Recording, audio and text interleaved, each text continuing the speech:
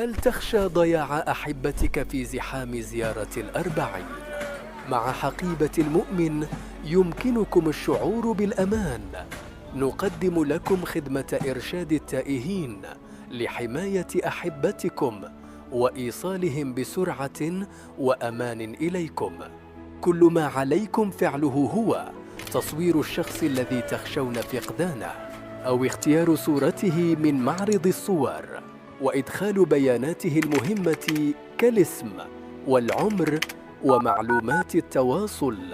وفي حال ضياعه لا قدر الله سيسلم إلى أقرب مركز من مراكزنا المنتشرة على طريق الزائرين، ويتم التواصل معكم فوراً عبر البيانات المدخلة. تقبل الله أعمالكم وزيارتكم ووفقكم لمرضاته.